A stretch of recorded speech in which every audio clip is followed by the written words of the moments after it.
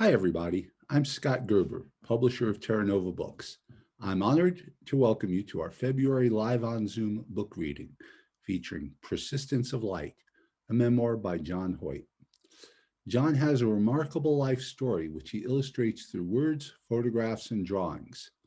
His overarching theme is the presence of light and how this light persisted in the face of personal darkness and struggle. At age 8, he was incarcerated in a Japanese prison camp along with his siblings, while his parents were many miles away in China conducting a medical mission. Later in his life, he attended Cambridge University. This led to leading an expedition over the Alps with an elephant, following Hannibal's tracks. Arriving in the US, John appeared on To Tell the Truth TV show and went on to develop optical instruments in Silicon Valley.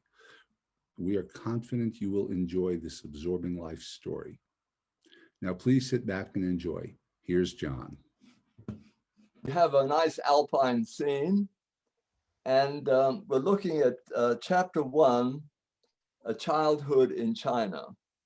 And of course, the color is red. Red is red for China, red for violence, red for the heart of a family torn apart. Its wavelength range is 620 to 740 nanometers. So each chapter has a color and a wavelength range, sort of to make it seem rather scientific anyway. So we start with the next picture. One of my first memories is of light and its magic. The vividness of that experience stays with me and reflects something of my mother's strong, all-encircling love. There seems to be an almost infinite capacity for my mother to love each of us 6 kids to the very depth of her being. The moment is with me now. She is holding me over the mill stream. She's standing on the little bridge, and my toes are just touching the flowing crystal clear water, making delicate and to me delightful ripples on the surface. It was magic.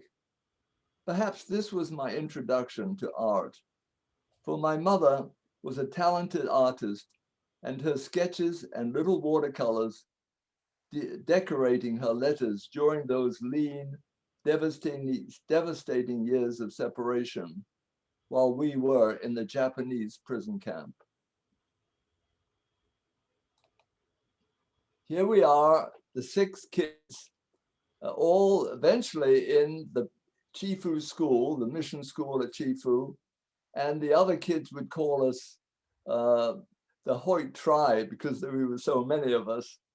But that's Robin on the left, then Eric, Rupert, Mary, and then me, and little Elizabeth, my young sister. And we were separated for some time. My parents had the 3 of us with them, and the 3 boys were in boarding school when the terrorist attack took place. When I was 2, the red terrorists attacked our province, and we were threatening and were threatening the lives of missionaries and others. My 3 brothers were safe in Chifu, but my parents had Mary, age 5, me, and 1-year-old Elizabeth with them. And my mother's diary recounts the danger. She writes, "Was I afraid? I was not afraid of actually dying at their hands, but I was afraid for the children. I should have liked to protect them from being scared or hurt. And yet, as I faced this fear, I knew that if I set the right standard, they would be as brave as I wanted them to be. Children are heroes at heart, for all heroic stories appeal greatly to them. So I trusted God to give me courage and strength when the time came to show them how to be brave." Then came another question. What if we were killed and the children left? I had a talk with dear old Mrs. Tang, our children's nurse, who said, of course, she would do her best for them in that case. And let me say here what a help it is in such straits to face each question honestly and to talk it out with the person concerned. It is wonderful what strength God gives in our desperate situation. Well, we were greatly relieved. Of course, I was pretty unconscious at that point of what was happening, but we were relieved that the terrorists got within about a mile of the town. It did have high stone walls, about 40 feet high, but they really wouldn't be able to withstand the power of this marauding army. And they were driven away. So we were able to escape and eventually got to the coast. But I always think my parents were very imaginative during that siege. They actually developed a hidden secret room in our house, which had 2 courtyards. And the only way to get to this room was from one courtyard. And the only way to get into the courtyard was over a couple of roofs. So it would have been pretty difficult for the terrorists to have found them. But they had about a week's supplies in there with drawing paper for the kids, food and paper and water. So I read all about that too. You'll read about that in the memoir. But we did get to the coast and we had some wonderful years together as a family. My parents were very creative and we actually formed a little scout troop and went on camping trips. We went out to an island 7 miles off the coast as a family. So it was very precious. But then the day came when Mom and Dad told us that they had been asked to go to supervise a mission hospital at Lanzhou. That's about 1,500 miles inland. So we had to say goodbye to them. And this picture to me is very moving. This was taken just before they left, and it reflects the sadness that we all had to bear. I don't think anyone said smile. We just took it, and I'm so moved when I look at those faces and realize that, in fact, we would not see our mother again, but we'd had some wonderful years with my parents, so they were a great strength to us when we were separated. So they were gone and we were in boarding school. It was a wonderful school. Teachers were very dedicated, but still they were not Mom and Dad, and the longing for them was strong. Well, the next chapter is called The Storm Strikes. It was a year later, a year after Mom and Dad had left for the interior. And by the way, there's an appendix to the memoir that tells about their heroic journey to Lanzhou. It took them about 3 months, and they were on a raft crossing the flooded Yellow River. They had to walk for miles with carts pulling them, but they eventually got to Lanzhou, and they crossed no man's land too for the war between the communists, the nationalists, and the Japanese. But so we were there, and I continue with my writing here. A writing by Leonard Cohen. Forget your perfect offering. There is a crack in everything. That's how the light gets in. I am in boarding school. It was December of 1941, and I was walking along the beach with some friends, out to sea. A huge storm was gathering with dark and sinister clouds. A stiff salt wind was springing up, and I suddenly felt chilled. The storm was moving quickly in our direction, and we began to look for cover. An older boy ran up to us shouting, "Have you heard? The Japs have attacked the American fleet at Pearl Harbor, and we're at war with Japan." How does a 9-year-old boy react to such news? I immediately connected it with the storm at sea and felt a simultaneous sense of dread and excitement. A huge storm was coming, and we would be caught up in it. I felt dread at what the Japanese might do to us, but excitement at the possibility of adventure in this new, unpredictable world. Danger thrummed through my being as my friends and I scurried for cover. Well, the Japanese moved into town. I well remember how they came in on horseback. There was a whole troop of cavalry marching into town with their wonderful curved swords at their sides.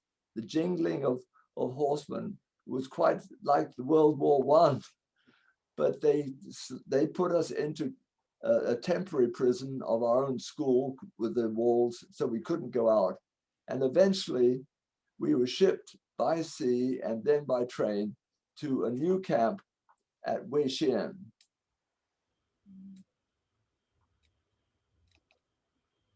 This is the gate, which we call the Gate of Freedom at Weishan. It was a camp for about 2,000 prisoners. So, and it was about 200 yards by 100 yards in space. So it was very crowded. We had to live together, just a complete mix of missionaries, millionaires, prostitutes, Salvation Army bandsmen. We were there for nearly 3.5 years. And there's a wonderful book about this called Shantung Compound, how people try to survive. There's a quote at the beginning that says, "For even saintly folk will act like sinners unless they have their customary dinners." Well, we never had our customary dinners there, but we survived. I remember our ribs showed after the war, but we were perfectly healthy. And we didn't have a single cavity when we had our dentist checked our teeth in England. We hadn't had any sweets or candies for all that time. Here are some views of the, this is the outer wall and the watchtower where the Japanese had their machine guns and searchlights, so they would stop any escaping over the wall. And this is the hospital, and we were actually lodged in the upper floors, in the attic floors of the hospital. This picture shows, this was a sketch I made as a 12-year-old looking out the window, and you can see the wire on the top of the wall that was electrified with the high voltage, so that would stop us climbing over. And this is a Japanese compound where there is no wire because they were the boss. But you can see the setup and the crowded conditions were really quite tough. Well, the day came when life was going to be quite different. Yeah, here we are.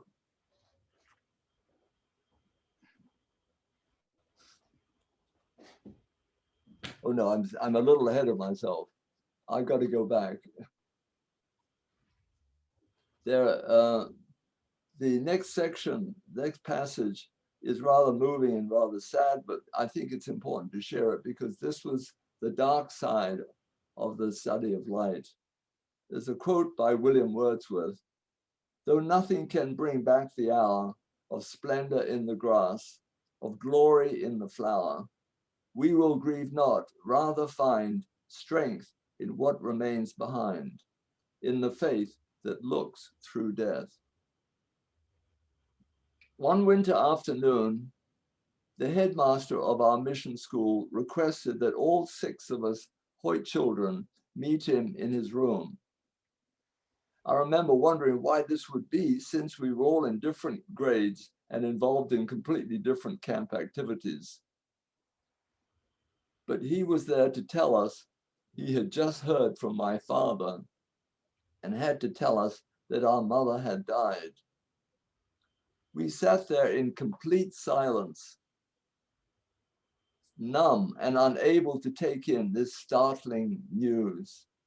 It seemed to come from outer space, from another reality, and thus could not be true. Did we hug each other for mutual support and comfort? We actually didn't. Probably we wanted to, but we were never close in the camp. If our dad had been there, our response would have been entirely different. We would have clung to him for emotional and spiritual support and together faced the bleak future without a mother. But he was not here. And Pa Bruce was no substitute, being to us a rather cold, unemotional administrator of our school. That was about a year before the end of the war, and I remember those last months as being very bleak. And in fact, telling myself that perhaps it was not true. I hoped it was not true. My sister Mary shared afterwards that she would cry herself to sleep for week after week. It was so hard because there was no resolution, no solution, no funeral, no closing like that. There was no father to be with us. And we did hope that this was just a rumor. And there were strange rumors going about. I know that my dad in Lanzhou had a Chinese fellow who said he was on our side, who said that he had just heard from the camp that all the children had been killed. And my father had to question that and doubted it. Fortunately, it was not true. The Japanese had sent spies, Chinese spies, for them to just discourage missionaries. And that's how they did it. So these were the sort of lies that were bandied around. Well, we hoped that this was just a rumor, but it eventually, we were able to see Dad down in Hong Kong. Now, on a more joyful note, the end of the war came rather wonderfully to us. There was a US plane came over the camp, flying very low. We felt it almost touched the treetops. It didn't, but it was quite safe. And we were so excited because we hadn't seen a plane for years. And this was clearly from the US with its star on the side. The magical plane, the plane came down towards us so brazenly, so exquisitely, with such unimaginable reality that the meaning was profound. This plane was for us. It was to give us a personal message. Our little camp out in the boonies had been remembered. Could it be that the war was over? I think we'll turn that off. The magical plane gained altitude, heading away after passing over us 3 times. There was a gasp, a hint of disappointment, and someone said, "They're leaving us. One day they will come back and deliver us." And so it seemed, when an even greater miracle took place, almost in slow motion. The plane's undercarriage opened and 7 dots appeared. Now it became clear that they were 7 men parachuting down towards us. And what parachutes? Because this was drawn by one of the prisoners after he'd seen it. Of course, there were no cameras, so we couldn't take a picture of it, but that gives you some idea of what was happening. Their colors, the parachutes were wonderful. Their colors were drab, but to us, they were in brilliant color, the glorious colors of freedom.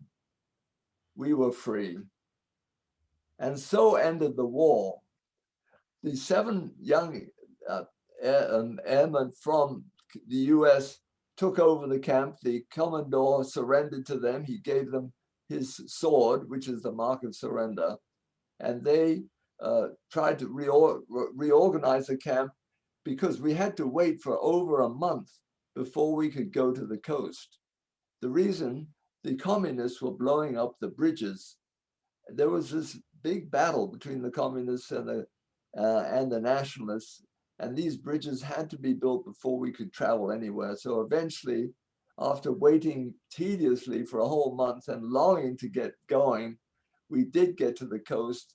We took a hitchhike on a US destroyer and ended up in Hong Kong waiting for Dad. Eventually he came, and he didn't bring Mom with him. That was where the horrible truth really sunk in deeply. And we didn't know him. He was a stranger to us. We hadn't seen him for 5 years. But we began to get to know him as we took the slow ship to England. And that comes our next chapter, chapter 2, the life in England. And Britain was in a difficult time. There was barbed wire on the beaches. There was food rationing. There was no petrol. And my dad had a problem getting a job because as a doctor, he couldn't practice because he was out of touch with Western medicine. But when I look back, I think God was very gracious to us with kindness of people, with scholarships for us kids. We all got a good education, though he came with practically no money, no savings. And there's so much to be grateful for. And he married again, wonderful lady, Eileen Drake. And my dad and Eileen started a home for elderly people just south of London. So they ended up in a very happy state. I was very fortunate to get to Cambridge, and here's King's College Chapel, and had my years studying engineering. On that last year, there was a particular notice in the dining hall of my college that said there's a scholarship available for someone who could think of an imaginative expedition. And so 3 of us were wondering, what could we do to make a creative expedition? And the idea of Hannibal came up. So we discussed, what about following or discovering which way Hannibal had gone? And it turned out that, well, here's a very imaginative picture of what a 17th century artist conveyed of what Hannibal must have been looked like crossing the Alps. Of course, no elephant would be falling down the precipice quite like that. But the story is so imaginative that people have discussed it for 2,000 years. Even Napoleon had his own idea. And the big mystery, the sort of the detective story, is to find out which way Hannibal had gone. And it's sort of like a detective story in that they were clues, mainly from a historian called Polybius, who wrote about 50 years after Hannibal. And these clues, with a map in one hand and Polybius on the other, this turned out to be a good challenge for our new expedition, the Cambridge Hannibal expedition. Now, who was Hannibal? I'll just very briefly say that 200 years BC, he was a leader of a Carthaginian army of 30,000 men, 37 elephants, who were out to destroy or capture Rome. He set off from Carthagena in Spain and managed not only to cross the Alps, but also to defeat the Romans in 4 great battles. But he never quite did it. World of Roman Empire would have been completely different if he had. So our little expedition decided to hike over all the different passes and compare them and see which fitted the Polybius description best. So we wrote an article in the London Times and thought, well, that's it. It was fun, but let's forget all about Hannibal and elephants. But 3 years later, through a friend's conversation, who jokingly said, well, why don't you take an elephant across? I was staying at the YMCA in Birmingham as a graduate apprentice, and I couldn't get to sleep that night thinking, wow, if we could get an elephant over our pass, this would really put it on the map. This would be the established pass that people would then go down in history as accepting. It was named the Col de Clapier. So there we were. I was thinking of this, and next day, just almost for the frivolity of it and wondering what replies would come, I wrote a letter to the British consul in Turin, Italy, Geneva, Switzerland, and Lyon, France, the cities nearest the col. So this is the next little reading from the memoir. A week later, I was waiting in line for buffet supper at the YMCA, in possession of a long envelope from Turin that I had just picked up from the mailroom. The line was moving slowly, so there was time to open it, revealing the royal coat of arms and the letterhead, British Consulate, Turin. It read, "Sir, unaccustomed as your request may be, well, unusual, I should perhaps say, for a consulate, I am happy to inform you that I have been able to secure an offer of an elephant for your projected crossing of the Alps next summer."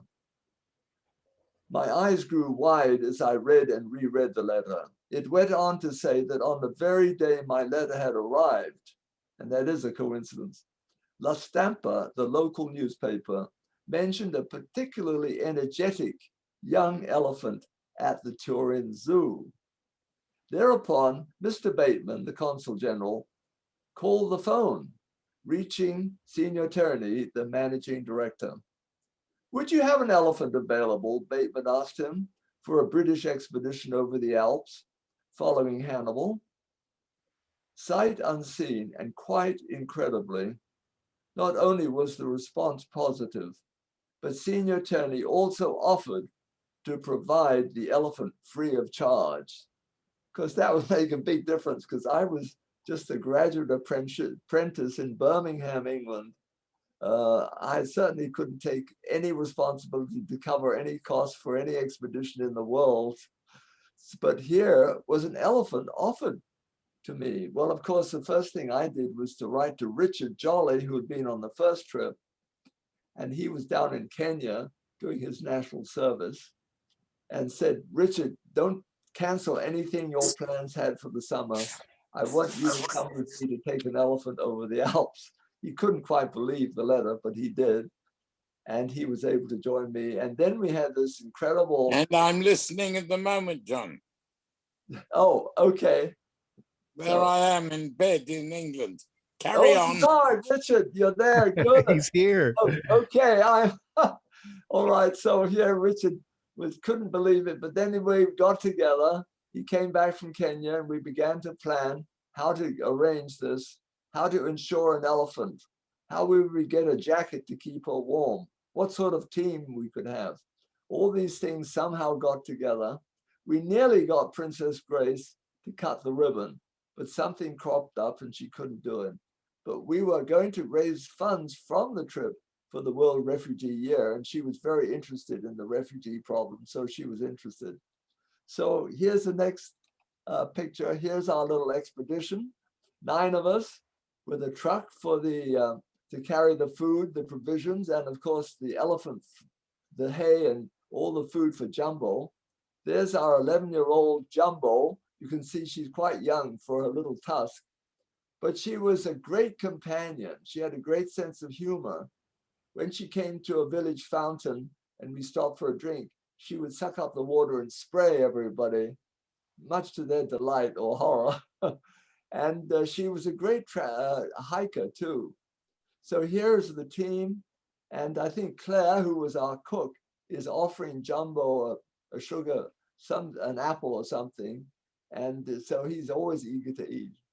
So that's Jimmy Song, our photographer, riding Jumbo on his back. This was taken right at the beginning of our expedition. Now here are some pictures of the trip. This was in the London magazine Punch. And I love the way it emphasizes the sheer fun of the elephant expedition. This is the 3rd little parish of this week that's decided to join the Hannibal expedition. And I picture all the elephants of the world all hankering to come and join us, climbing over the Alps. And I see this little boy is bouncing off the top of the elephant. So that's the sort of feeling that our papers tried to convey, and I think we did too, that we were going to keep Jumbo very safe.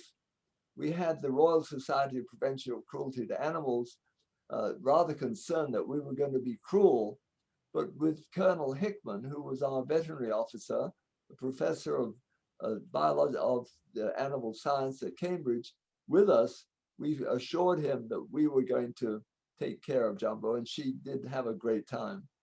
So that was a great card too. We made that into our Christmas card that next Christmas. Here was a typical camp scene.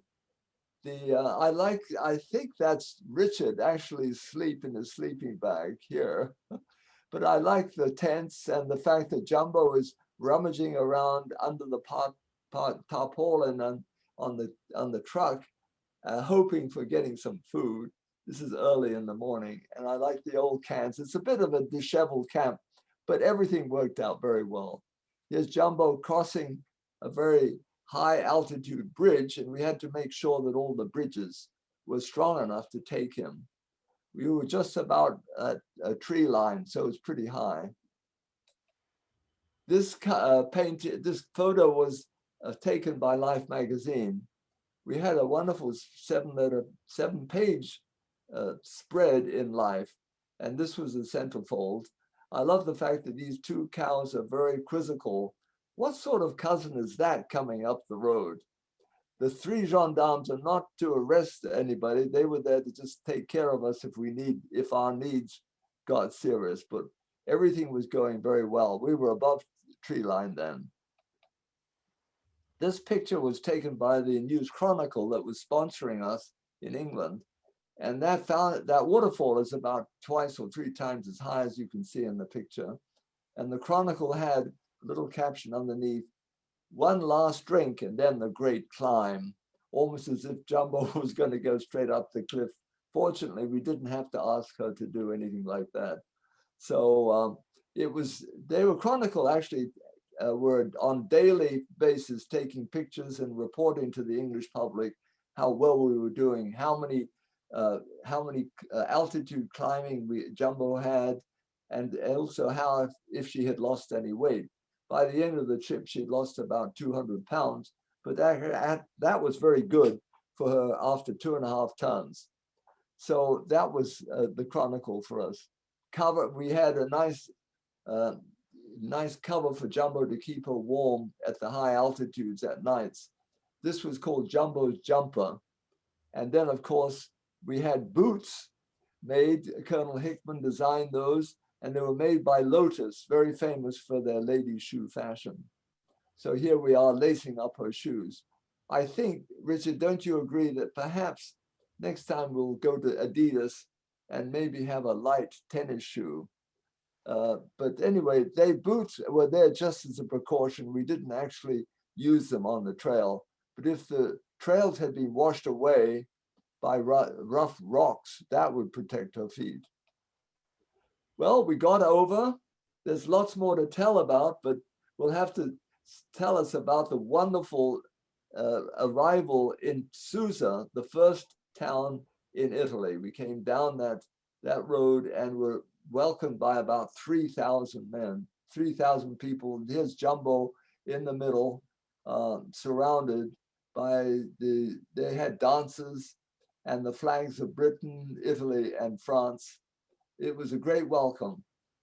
We think we did all that we wanted to do. We were interested in seeing how an elephant would behave at high altitude.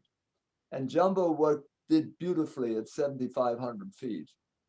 We also were able to use the money from the interest to adopt a refugee boy, an orphan from Poland, and he came to England. And now he's married and happily settled in England.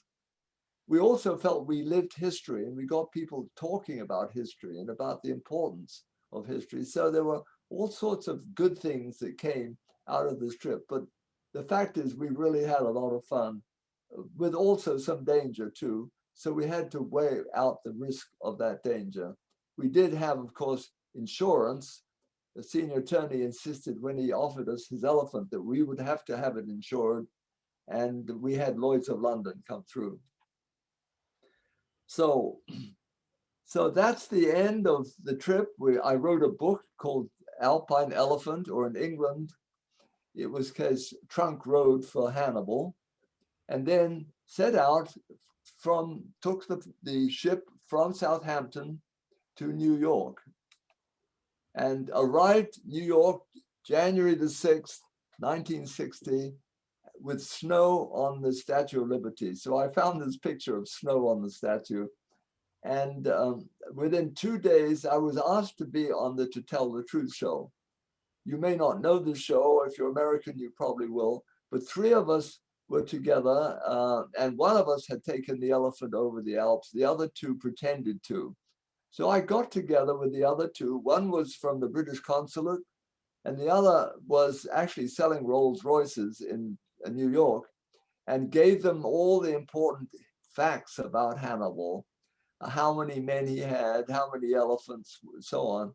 So that next day, the four celebrities who had to decide who actually took the elephant would have to decide which of us three did it. And so we had, I have a little write-up about this because it was quite a remarkable experience for me, being a Britisher who knew nothing about American TV or about the story of the telling the truth. A week later, this is after this. Yeah, here we go. The next day, this is the next day after training the other two Britishers. By the way, they both had impeccable British accents, so that fit quite nicely. The next day, after makeup and final protocol, it was showtime. Vivid smells of sprays and ointments filled the makeup room. A light dusting of powder was applied to our faces and so they would not look shiny under the spotlights. A lot of cigarette smoke drifted around.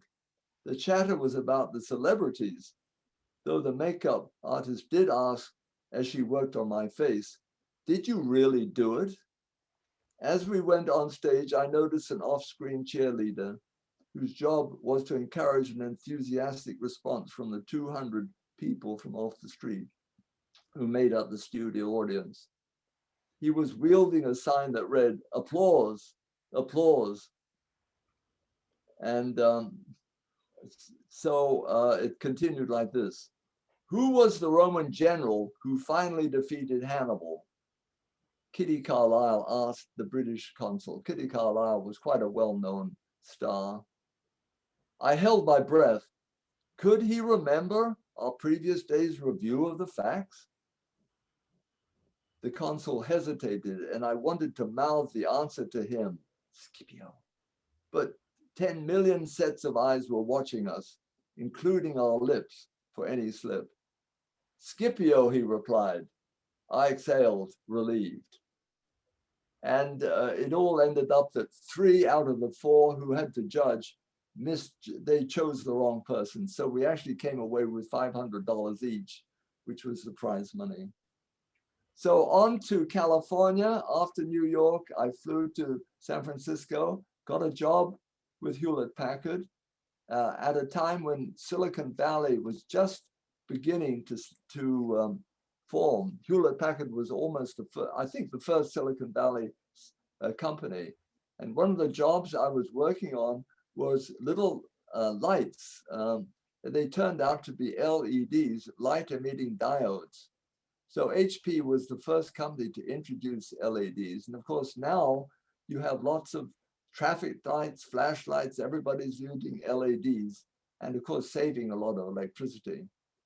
So, but after working at HP for a bit, I had to visit an uncle. My dad told about an uncle who was in his early 90s, who just lived north of the Golden Gate Bridge. And Uncle Fred took me to his cellar and showed me his invention, which was a direct reading spectroscope. Once again, a theme of light keeps on coming in this story, so I can't avoid it. And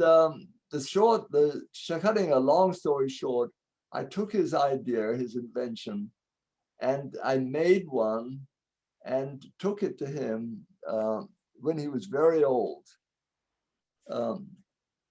I brought my first spectroscope to Uncle Fred when it was complete.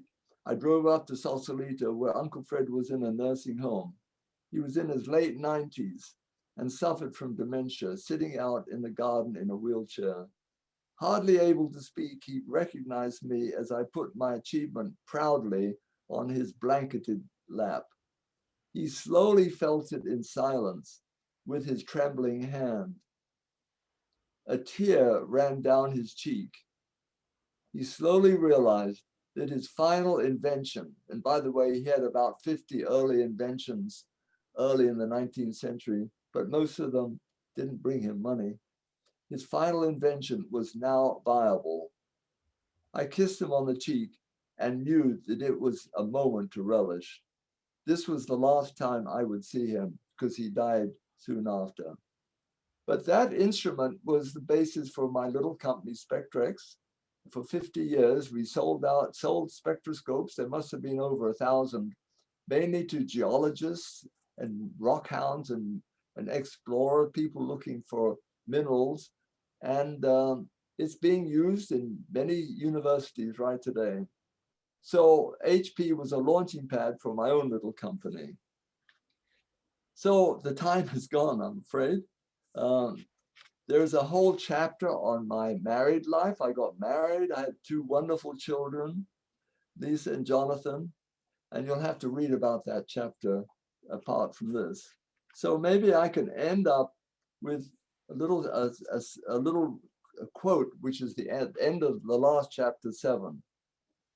On my wife Lucy's book of poetry, it's titled What the Light Was Like.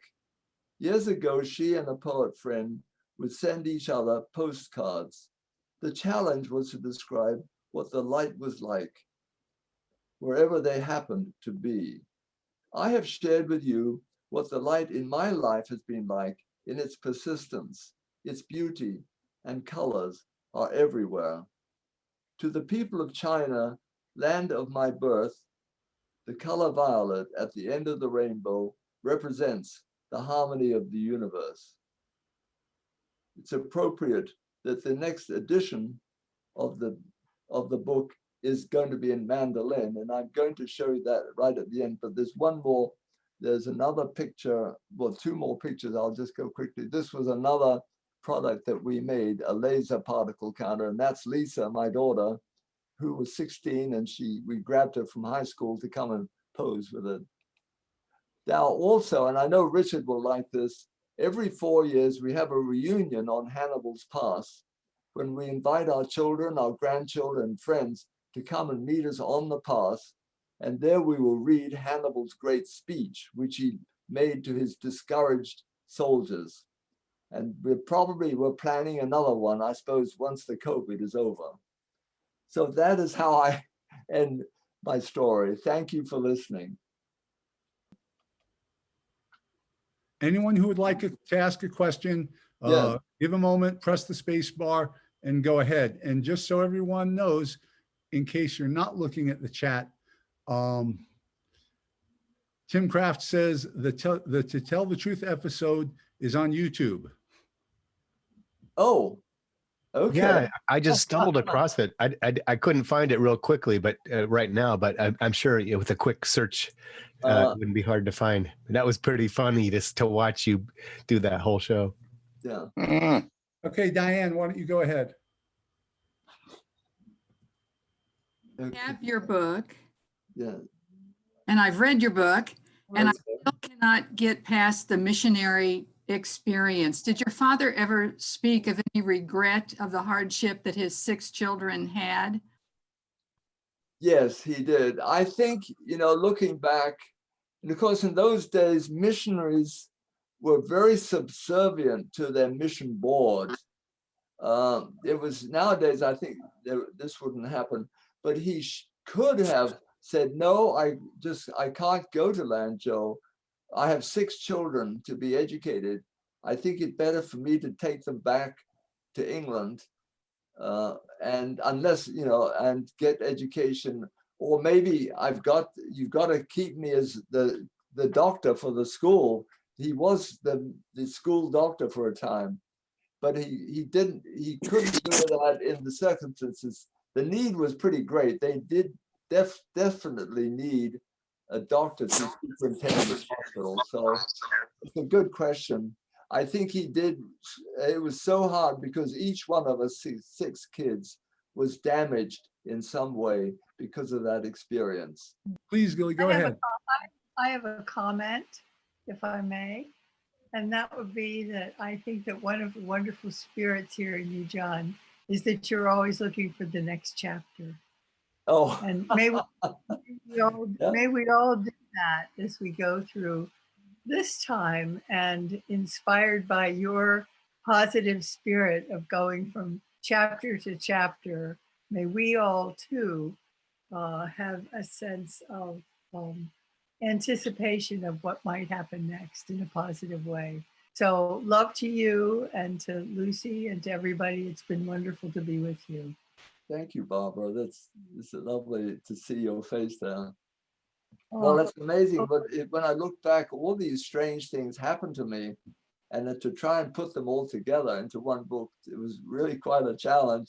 But there was to land in Silicon Valley right at the very beginning of that whole thing, and to see Bob Noyce, who invented the integrated circuit, was our madrigal conductor in a little madrigal group in Palo Alto, and to actually see him talk about starting a little company called Intel.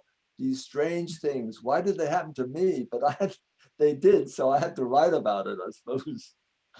well, I have one more thing quickly to say, and it's my favorite quote is the English mystic Evelyn Underhill, who said, "There is no such thing as coincidence. It is God's universe caught in the act of rhyming." And I think you've been able to name a lot of rhyming in your life as the light persisted. So thank you very much. Good to be with you all. And he married a poet to boot. Yeah, that's right. There's a poem of hers in the book, so you'll enjoy that. I have a question. What was the image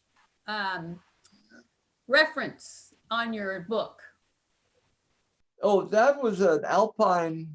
That was actually, we were looking for cover designs, and that was an alpine picture with brilliant light. I liked the way the light was playing on the mountains, so I chose it for light. But actually, the cover for the Chinese edition was a painting I had made just about 6 months ago, and they wanted a cover, and I didn't know what to do, so I just submitted that because we had been at Antelope Canyon, which is very narrow canyon, but beautiful because of the sunlight coming down in colors. And they liked it, so they incorporated that in that edition. So I was quite delighted. Just a quick hello, John. Oh, hi. Yes, Daniel. Glad that you could join us. Yeah, I can be here for like half an hour, but I've read your book and I loved it. So I'd love to hear you read some of it. Remember going to Hannibal's Pass in 2022. Hopefully the COVID will be over by then. So I missed it. I went to the first two. I hope to go again. Okay, good. I wanted to make a comment, John. Yes, please do. I have read the book, and what I think is, besides the fascinating information about your story, I really appreciated the way the 7 spectrums of light were introduced at each chapter and the way they unified the whole book. It was beautiful. Well, thank you for that. It meant a lot to me. Well, you know, the beauty of light is incredible. And, you know, Yes. the Uncle Fred's invention really does use that. It splits the white light into all these colors, and the colors will tell you the elements. And it was such a basic invention. I was very fortunate to inherit that. But thank you for that idea of it's just so nice that my 7 chapters fitted into the Newton's idea. And I would say that the persistence throughout the light is God's persistence of his hand over you. And, you know, persisting to bring you these wonderful experiences and to let you live to tell them and testify the greatness that you saw. Well, thank you. Thank you. The point is, it's not me, it's that the light that is so wonderful that we all can see the beauty that he provides us, and the light that shines in the darkness, because we all have dark periods. Yes. And my second dark period was when Alma, my wonderful first wife, she was a nurse from Saskatchewan, died of cancer. But that was a hard time. It's in the book. And but God has wonderfully redeemed that, and I was fortunate to meet Lucy, and we've been married nearly 30 years now. So Through Karen and Tom Cooper. that's right. Thank you. Okay. Hey, John, quickly. John Hoyte here. Oh, yes, John. Hi. You're in Yeah, Norfolk. somebody else. Sorry? You're in Norfolk, right? Indeed. Yeah, UK. Somebody UK. asked about the numbers in the POW camp. What were they all about? The 24, 25? Well, say that again. Is it The numbers on the wall in the POW Oh, camp. yeah, we never found out. I think they're made by the previous people. There had been a school, a Presbyterian school for Chinese students. It was sort of a college. But then it had been totally trashed by the Communist Army and then the Nationalist Army. And the Japanese eventually took it over, but it was in a terrible state. But yeah, I never found out what the numbers were. Oh. It was quite a remarkable place, that camp.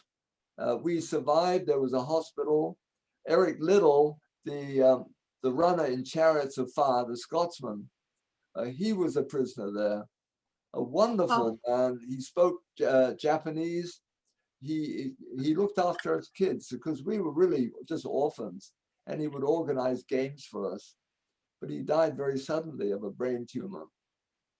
So there were some very interesting people that made up that camp. I look forward to reading the book. Thank you very much. Okay, enjoy. John, thank you so much. It's Julie here. Julie, yes. Yeah, thank you for a wonderful account. I was particularly moved by the account of your mother. Do you attribute your persistence of light to your mother? And a second question, is there a grave to your mother in China, and have you ever been able to visit? My sister Mary and her son and my son and I went back to Lanzhou, and we found the grave. It took some hunting because it was on the back side of these new buildings. And so we took a picture. I have a good picture of it. But then somebody, I think it was another relative, went to look for it some years later. This was in 1985, so quite some time ago. And they looked for it and they couldn't find it. I think that some new buildings had been put there, so it had been swept away. I suppose, what did it mean to the Chinese? Some grave of a missionary. But to the church in Lanzhou, my parents did mean a great deal. When my sister and I went there, we met the pastor of the church, which was actually booming. And although we couldn't speak Chinese, we sang "Jesus Loves Me, This I Know" with him. And it was a great moment to see the link between us and the Chinese church. So, but yeah, I think my mother was the spark. She had lots of ideas. She was the one who introduced scouting to our kids, to our 6 kids. And then the whole school took it up, and we had scouting in the prison camp, which was a result. That was a result of my mother bringing it. So she had lots of ideas. My dad was pretty busy with his doctoring, but he was a great dad, but we didn't see so much of him because he had to travel around in different towns helping people. This was during the 6 years from this down when we moved from Pingyangfu to Chifu. But thanks for that question. Yeah, she was quite remarkable and such an artist too. Hey, John, it's Helena. Oh, hi, Helena. Hey, how are you? There's Natalie. Natalie's visiting me. You're in Bellingham, right? No, we're in Bainbridge Island. Oh, Bainbridge, okay. Oh, and I'm so happy that Kyle and I could go on 2 of the Hannibal trips. Yes. I was just gonna say I love your nod to Grace Helena, who that's my namesake, but for her artistic abilities, that has come down to you and also to my father and to me. So, but I just love to hear about her. Okay, well, thank you. So lovely to see you. And it's so lovely to see you. Yeah. And John, I just wanted to say I haven't read the book yet, but I'm so looking forward to reading it. Okay, good. All right. I haven't heard very many stories about, so John's brother Eric is my grandfather, and so there's a lot. I don't talk a lot about him, but he was very important, very special to me in the camp. Yeah. So I'm so looking forward to learning more about it. Thank you. Oh, you're welcome. Okay, well. John, I'm going to follow up because I call Helena my cousin. I'm Phil Altick's daughter, Cindy. Oh, Cindy, yes. It's nice to see you. And I was just going to say to this group, I can tell a story about you when you first came back from your first trip and you came and stayed. My father was a graduate student at Berkeley, and I was probably 4 years old, maybe 5 years old. It was what, about 1960? When would that have been? January of 1960 or April. Yeah. More like April. Because I went and stayed with Eric in Virginia first, and then I came down to California.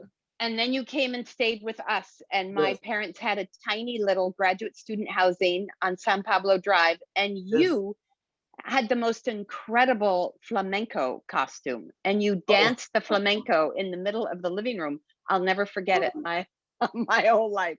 And I was a little girl, and you were just this incredible romantic figure, having just returned from this amazing trip.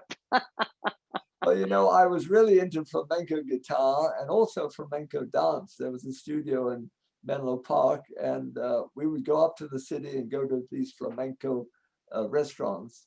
So that was in the 60s when the Third World Revolution and all the cultural revolution taking place.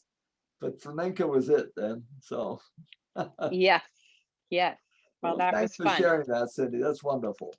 Well, I'm happy to say my mother just moved house, and I got the Trunk Road for Hannibal book that has sat on my shelf since that time. So that was the early English edition. That was called an Alpine Elephant. So well, I have both. I have the Alpine Elephant too, but Trunk Road has all those fabulous. It's got all those fabulous drawings in it. That's the one. Here we are. So that came from England, Geoffrey Bliss. I so enjoyed doing the little cartoons. Yes, I loved them. I really enjoyed it. Well, congratulations. I look forward to reading your new book too. Good. And meeting you personally someday, perhaps. Yes, well, we've met before, but it's been a while because I'm in Seattle and I see Helena. All right. Yeah. John, Michael here from England again. I was wondering if we could just hear Richard Jolly. Yes, is Richard still there? Yeah, but he'll have to show his video because he was just. No, I am here. Hang on. So maybe Richard has some idea. I'm lying in bed. Some memories.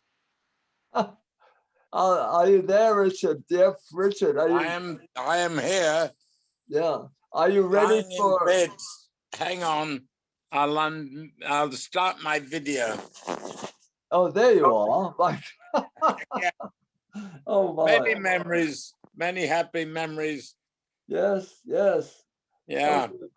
So yeah, we've enjoyed this sort of ever since that trip. We've been keeping in touch and realizing that we didn't just do one thing. We started a trend, and think in terms of another reunion on Hannibal's past. Yeah, no, very good. A little ancient, a little rusty, but I do a little walk up the hill behind our place every day. I'm trying to keep fit. Oh, well, I did a couple of miles, so we know it was 3 miles today. Oh, 3 miles? But I could go up the downs, but not much climbing. But yeah, no, you must keep fit. I've been doing a memoir myself. Yes. It's going to be, but you built it around different chapters of light. I say I built around mine being an economist in the UN. Yeah. And it's going to press, well, it's supposed to go into press at the end of January. So good. Wow. What's the title? You'll like it, I hope. Reasons for Hope. Oh, definitely. Yes. My life as an economist in the UN. Yeah. Right. But Love I hope you have it's good suggestions for the world economy as well as the personal side. well, We the need first I you, Richard. do, the second chapter I do on what a terrible subject economics is, with quotes. Pretty crucial.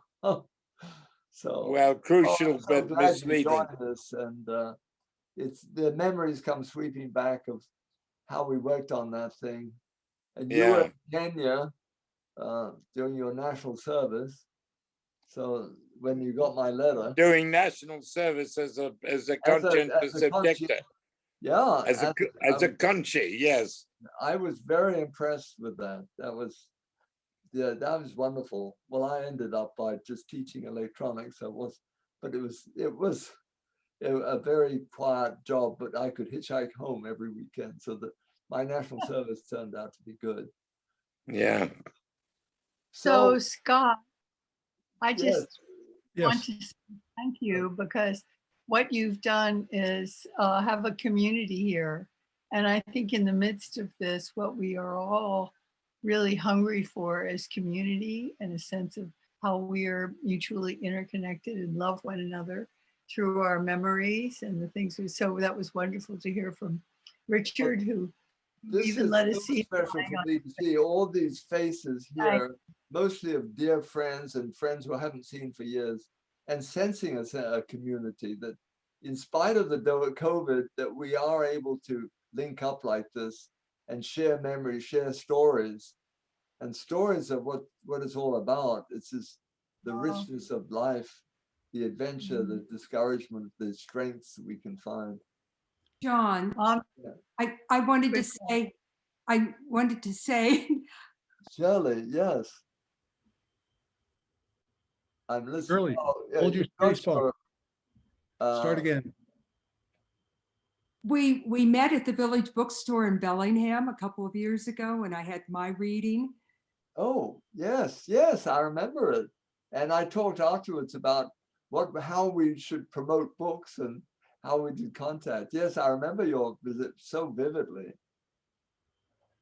Yeah. Very spotty contact, but I so enjoyed your telling of the story and look forward very much to reading The Persistence of Light. Oh, thanks. What was your book called, Shirley? It's a memoir. It's called Banged Up Heart, Dancing with Loss. Yes. A fascinating story.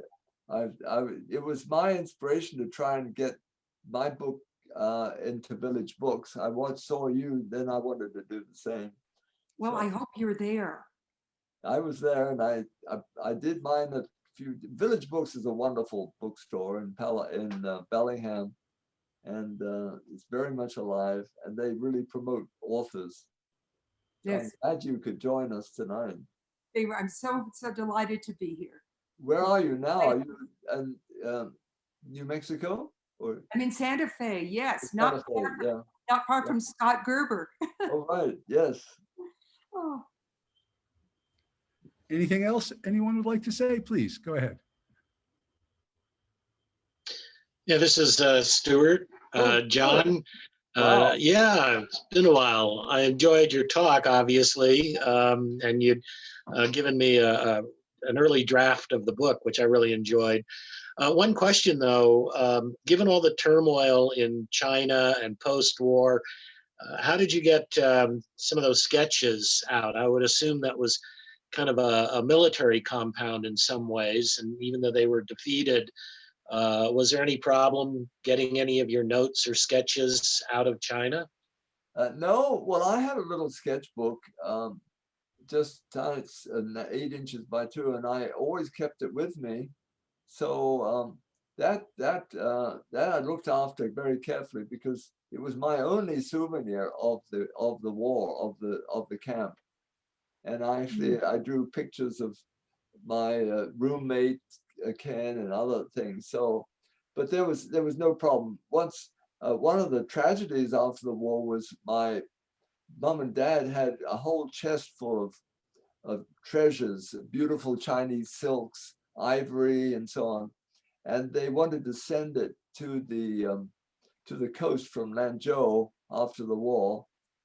They were assured it would be safe, but it never arrived in Hong Kong. So that was lost. It was very chaotic after Japan surrendered because of the fighting between the communists and the nationalists. So you could get caught in the crossfire. But it was an interesting period of history, very interesting. Yes, thank you very much. Okay, well, thanks for joining. Wonderful reading. Okay. So just to be clear, if I may, it seemed like several people joined the meeting about an hour late, so there might have been some time zone confusion. But fear not, we will be creating a video of this reading and be sending you a link to that video in coming weeks. And remember, if you haven't yet bought the book, please go ahead, give it to friends. If you want to connect with John separately for an autographed copy, I'll leave you to do that. And you're a wonderful community of friends for John. He's a lucky man, and we hope you enjoyed this. Thank you. Thank you. Thank you. Scott. Thanks for you. Thank you, John. Well done, John. Very good. All the best. Bye. Good night. Bye. Catch up soon. Bye, John. Thank you. Thanks, John. Oh, look who's there. Wow. Did you just come on just now? John, we're No, we were on the whole time. I was in and out of the room. We were watching just. Oh my Hi, goodness. John. Yeah. Good to see you, John. Good to see you. And I'm Maggie. afraid the Wow, Gibsons, Jim. the Yeah. Gibsons Yeah. and Blaine just got on accidentally. But Oh. John, I wanted to thank you so much for the times that we've had up here in Whatcom County. And if I may share with your guests, our mutual history. My aunt was with John in concentration camp. My aunt was a young Lutheran missionary nurse. I think about 26 when John was a 9 to 14-year-old boy. And a significant story was the kids were given eggshells, right? For your teeth. That's how we got our calcium. We had to take a spoonful of ground up eggshells every day. And you came. You drink it down with water. And that was, I don't know that it would work. I can't imagine that your stomach could dissolve these eggshells, but I think it worked. You did it came work? out very thin, but you didn't have cavities. No, that's right. We didn't have a single cavity among the 6 of us. Yes, There and were No candies, candy. no sweets. Oh, candy. No and candy. my aunt was there with my grandmother, and she felt that my grandmother survived because she could serve as a camp nurse. Oh, okay. Remarkable provision of God and remarkable history. And wasn't Eric Little in that camp as Yes. well?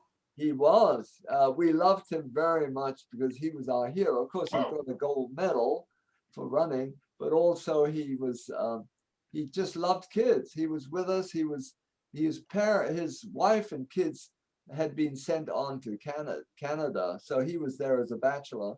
So he spent time with us, and he encouraged us, and we really needed it because we were orphans and we were adrift, particularly after we heard that Mom had died. That was a miserable year, but thanks to Eric, I think we kept going. So, John, they did attempt to school you while you were in the prison camp. Is that true? Yeah, we did have teachers. Uh-huh. And amazing, we were only about a year behind when we got to England. The teachers did their best, but there was no school books, there was no paper, very little, no pencils. But somehow they managed to get us to understand and to learn, and they did their very best. So, see, the whole school was transported from Chifu to Weishan. So we were in a structured school with teachers geared for a boarding school, So our teachers. So the same teachers came with you? Yeah. So we were, that was very fortunate, because otherwise we would have been adrift. There was another school in the camp called the Wei Shan School, which was basically for the kids of everybody who was not at Chifu. And they had a problem trying to get good teachers, but we were very fortunate to have really knowledgeable teachers. Gordon Martin was had been at Oxford, and he was a wonderful history professor. He knew he knew the history of China. He knew Chinese. People like that was inspiring. So we were very fortunate for our little school. But still, I mean, we were behind at the end, but only a year. Mm-hmm. Hey, John, quick question. How old were you when you went to the camp? I was actually 9, and then I was 12, 1 month from being 13, when we left the camp. So 9, 10, 11, it was actually 3.5 years. So it were formative years and very hard without mom and dad, but we did have school friends. Good. We had all sorts of adventures in the camp. The Japanese organized a rat catching competition because there were a lot of rats and vermin around. So Tito, my friend, and I, we set a rat trap up in the attic of the hospital, and we caught the most humongous rats. And we we're very proud of it. And we took it to the commandant, the Japanese, and we actually got 3rd prize. Some others got bigger rats too, but our prize was a can of beans. So that was a lot. The 2 of us sat out and had a little campfire. They were in the corner of the camp, and we opened up that can of beans. That was delicious. So that was one of the crazy things we did. Yeah, we were up to mischief too. So, but you know, one day we were throwing stones at these insulators on the top of the walls, and someone just reported us to the discipline committee. Well, they disciplined us, and they were very wise to do it, because if the Japanese had seen us, we could have been tortured or killed, because these electrified wires, of course, was the security system to stop us escaping. But the discipline committee was there to restrain the evil of the camp. I mean, there was some kids, there were people who disobeyed orders, and the discipline committee tried to keep order so that the Japanese would not punish the prisoners. Nobody was killed by the Japanese, as far as I know. There was a prison, and some people were put into prison for punishment, but no torture or killing, fortunately. How often did you see each other? Well, that was one of the problems. We were so separated. I was with my school buddies, my 10, 11, 12-year-olds, and then Brother Rupert was his. Actually, his dormitory was right opposite mine. So we saw a lot of each other, but I didn't see much of Eric. And Robin was now graduated from college, from school, so he was with the single men in the dormitory of the single men's. But Eric Diddle was in that dorm, and Robin knew Eric pretty well. But we were so separated, we didn't have any cohesive family life, and that was what we really needed. And our dad would have done it for us, would have pulled us together. Yeah, thanks. Okay, well, thank you for being here, every one of you. It's wonderful to see your faces. And we will see each other in the flesh soon enough, I hope. We can't wait. So all the best. And yeah, if you have any more questions, my email is easy, johnhoyte12@gmail.com.